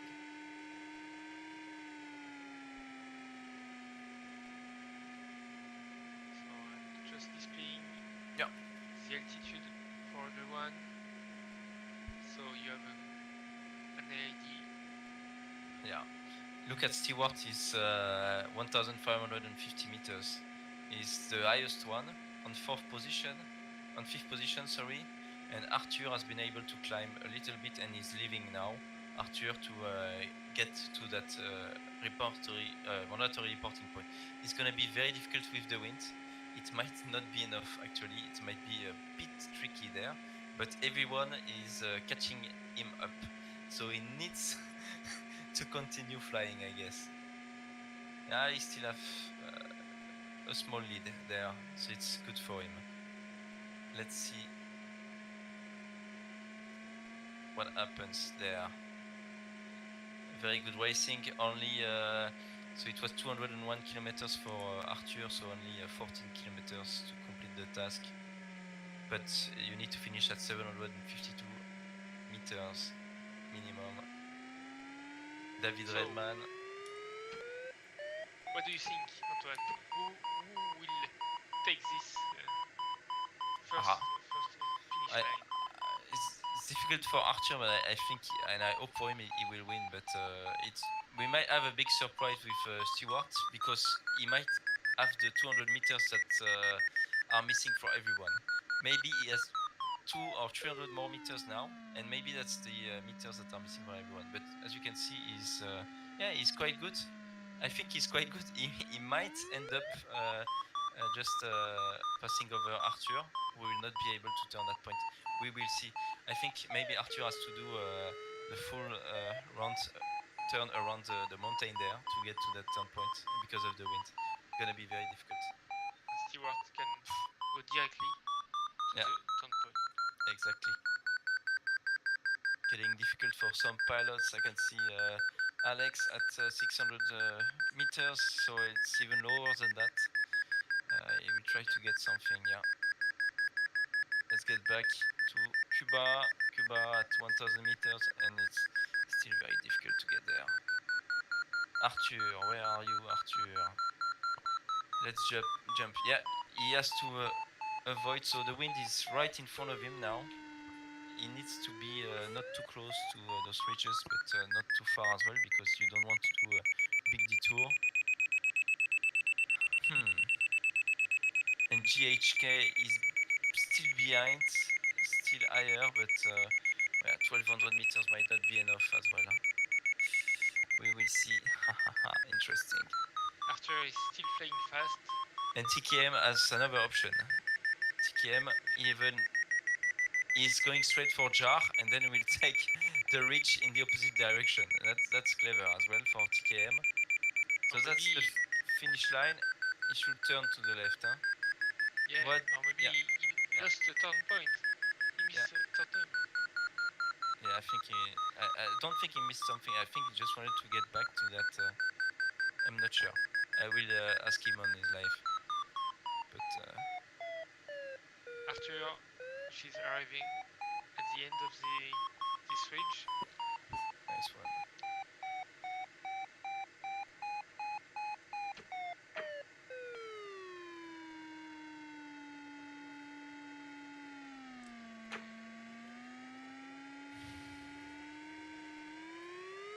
So Arthur will be able to turn this eastern point, but So what it's is minimal? 752, huh? 752 for this turn point as well. Huh?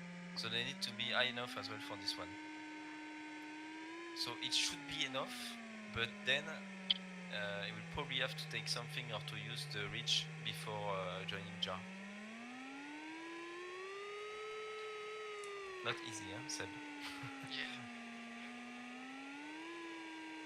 You can see the finish line behind the FAI logo. Congratulations, Arthur, for this report point. But it's Let's go. not finished. 6.5 kilometers to go to reach Jar.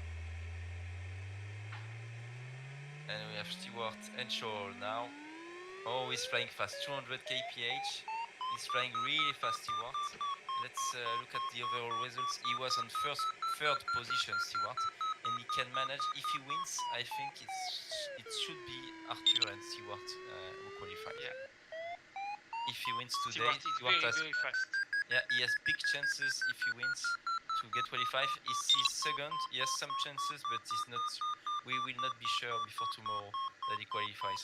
It's going to be very close between Stewart, Mikhail, and Kuba. David Redman on third position so far. It will not be enough to qualify, but it will be enough for a podium maybe for David, the Australian pilot. Stewart is catching up, he's flying really fast, 300 kph now. That's going to be impressive because Arthur really is flying quite slow, 230 and 300. 70 kph of difference between the two pilots, and Arthur is lower and he will have to pull up to get to 750 meters. Let's see what we have here. There's still 1 kilometer, I think, between both pilots. Less than 2 kilometers to go. Yeah, Arthur should cross first, but then he needs to pull up. He needs to pull up and reach 752. Don't miss that one, Arthur. Don't pull too hard, but he will have some wind to help him. Probably you need to pull, Arthur. It's not enough yet, and it should be the win of the day for Arthur Duke, and the win of the Sailplane Grand Prix of Poland for Arthur. Well done, Arthur. Congratulations for qualifying to the Virtual Sailplane Grand Prix World Final 2023, and a great arrival from Stewart Henschel on second position. Well done to you, the British man. Second place today. Third place for the Australian man, David Redman, in his Ventus 3. We have Sean Churchill from the UK as well on fourth position. They flew really well. The British guys, they are used to fly in difficult weather conditions. Tim Madsen now with his way out and back to the reporting point, and the wind will help them now because they are downwind, and it will just blow against that ridge, and actually it will help them a lot when they pull up. Oh, that's close between David and Sierra 19 behind him. Well done to both of you. I think it was enough for David, but I have a doubt. Tim Madsen, 600 meters. He will need to pull up a bit. Be careful, Tim, it might not be enough. There are still 13 pilots competing tonight. A lot of outlandings, more than 10 for sure. Kuba flying 240 kph. A bit low. Exactly. Tim, and it's not enough for Tim. He will need to climb. He will need to use the ridge and to do some eights before crossing the line, so he might lose some points. And yes, it's gonna be Kuba in front of Tim. That's very important for the overall position. and Kuba can make it. 752. It's good for Kuba. The Polishman who was leading the overall results tonight. So Kuba in fifth position. TKM is there. It should be enough team now, for sure. Yes. Congrats, Well done. team. Good flight. It was difficult to finish this one, I think. Very good pilots tonight flying. The best of this event were there. So I think we got our first finishers. Yeah, that's really really good. My bet is that Arthur gets qualified and it will be between Stewart and Kuba for the second place. Probably Kuba. I would guess Arthur, Duke and Kuba would qualify. Otherwise, Arthur and Stewart. We will get the results tomorrow at 14:30 UTC time. Let's see where Cristiano Conrado is. He's the last one on the race. How many kilometers? 175 kilometers for Cristiano, so still a long way to go. You can follow his live streaming as well. You just click on YouTube Virtual SGP and you will see the stream from Tim and from Cristiano on Condor Brazil. And the Brazilian guy. So Antoine, maybe it's time to leave, to close the live. Yeah, let's watch the landings from the guys. Here, David Redman is there. We have Kuba. So that's the upslope runway from Tsar, as you can see, with some hangars. And we have Arthur now. And there is a really special procedure here to land. If you want, you can get the inside live streaming from Tim Madsen. If you can do that now, otherwise no big deal. He's landing now. And you will be anymore. It's no big deal.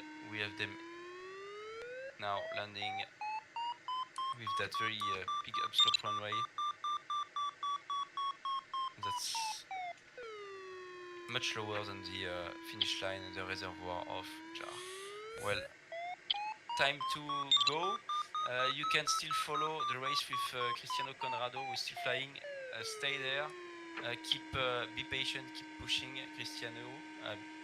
You will make it until the end. I believe 1600 meters. Don't rush before that mandatory reporting point. It was really difficult for the pilots to turn. So be patient and do it. Congratulations everyone for tonight.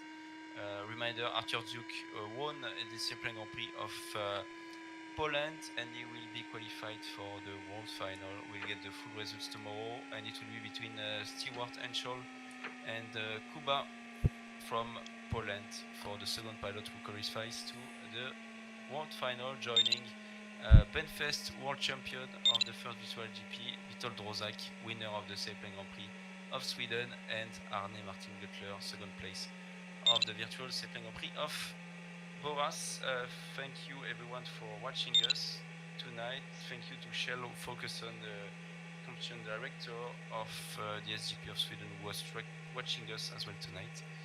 We can go back to the studio maybe to say goodbye. It was a nice race to follow. Thank you to Benfest, and we will see you in less than 10 days on the 29th for the first official competition day of the Virtual Simple Grand Prix of Lithuania. LS3 by tomorrow at noon. It will be available tomorrow. Very nice glider. You'll be able to use it for Simple Grand Prix of Lithuania. Thank you, Sébastien. Thank you, Antoine. And see you next week. See you next week. Bye-bye. Bye. Good evening and good day.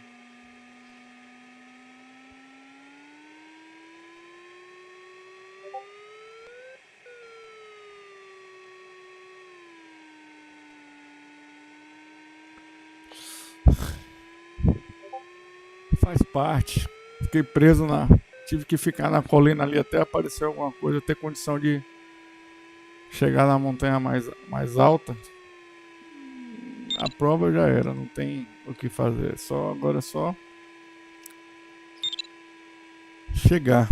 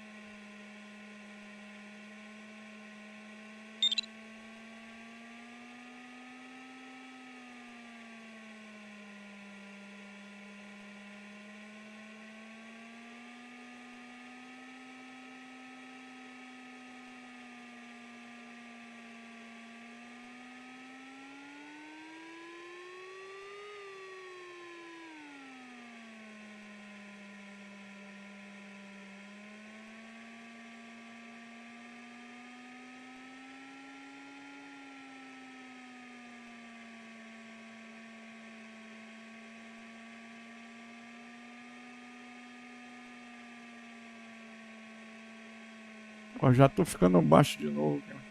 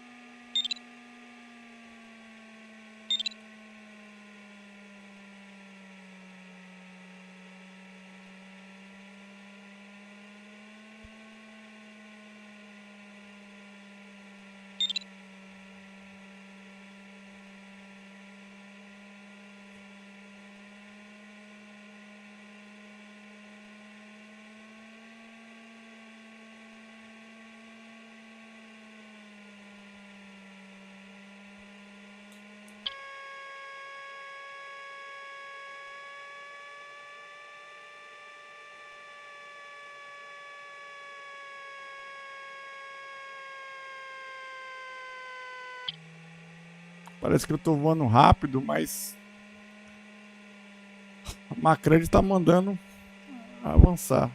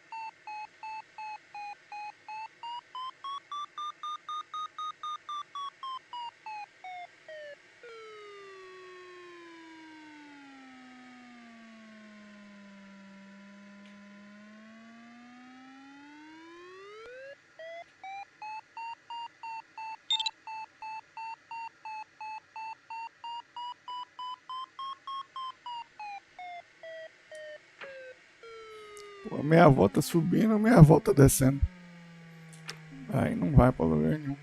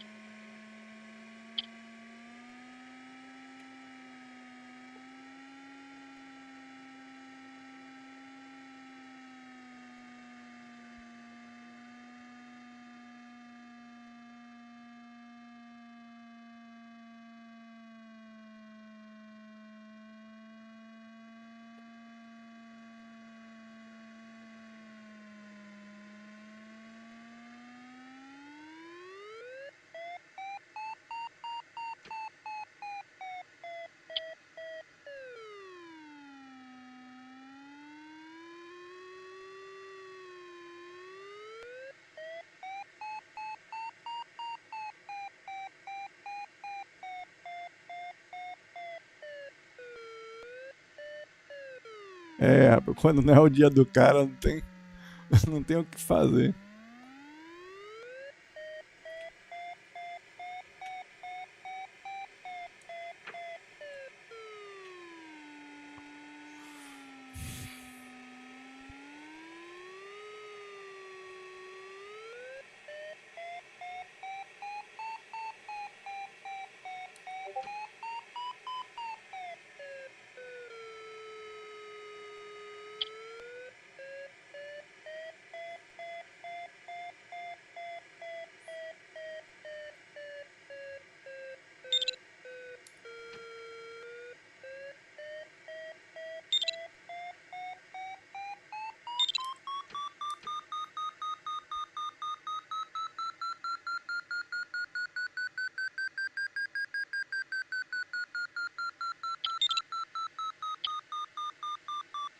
Finalmente achei alguma coisa aqui.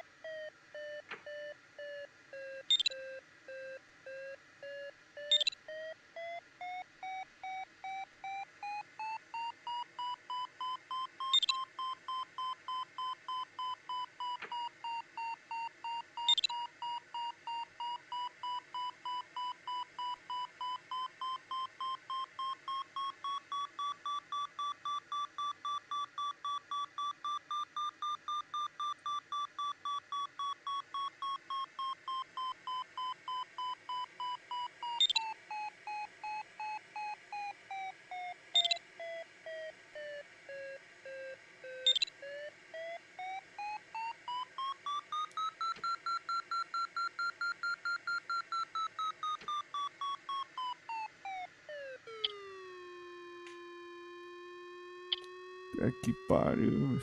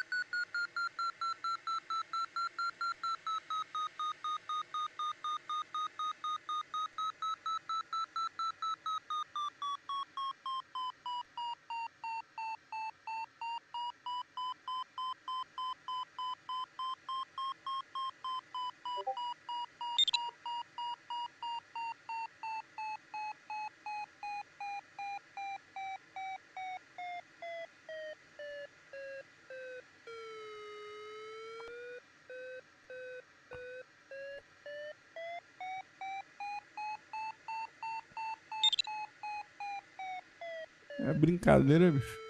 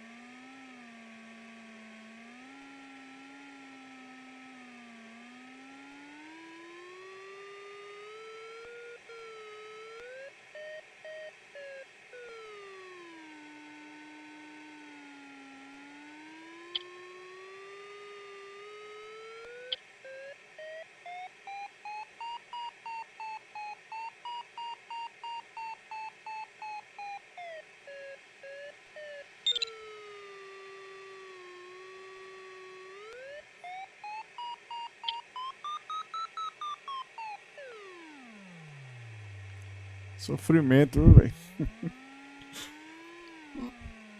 O dia nem tava tão ruim. O negócio quando começa a dar errado.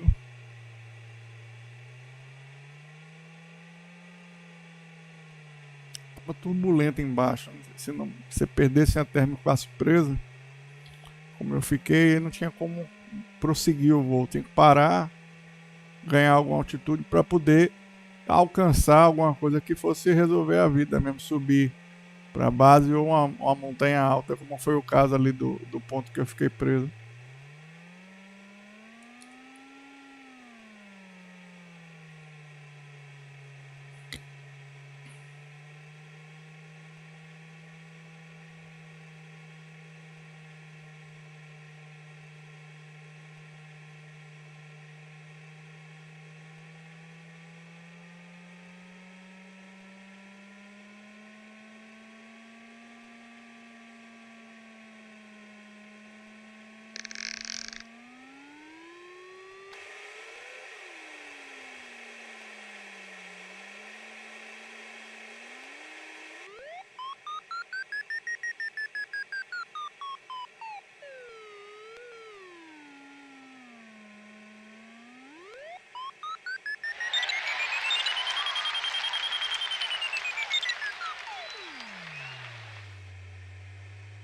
Aí quando não precisa mais, bate numa térmica de 5.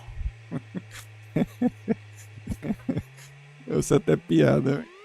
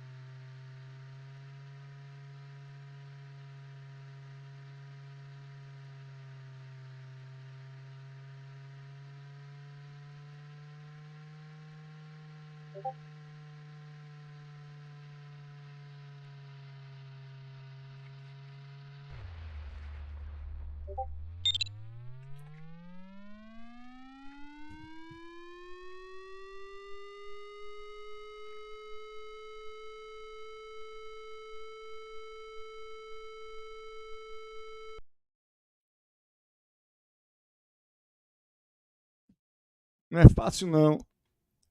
A próxima vamos ver se a gente faz melhor. Deixa a próxima competição vai ser na Lituânia. Vou fazer o upload do voo aqui.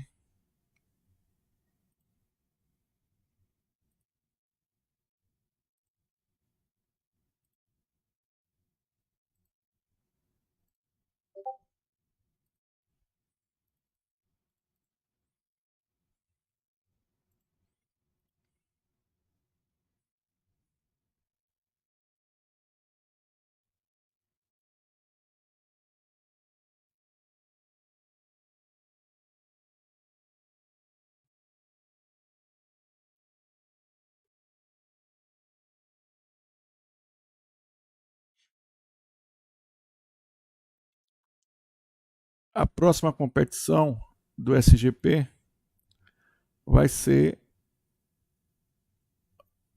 na Lituânia. Eu não conheço o terreno na Lituânia, mas se eu não me engano, é próximo ao que é a Eslovênia.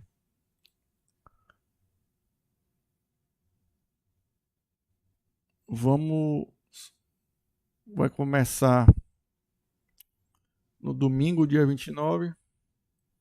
Vamos ver se a gente consegue participar. Um abraço a todos. Não foi a prova que eu gostaria, mas faz parte. Um abraço a todos. Obrigado pela companhia.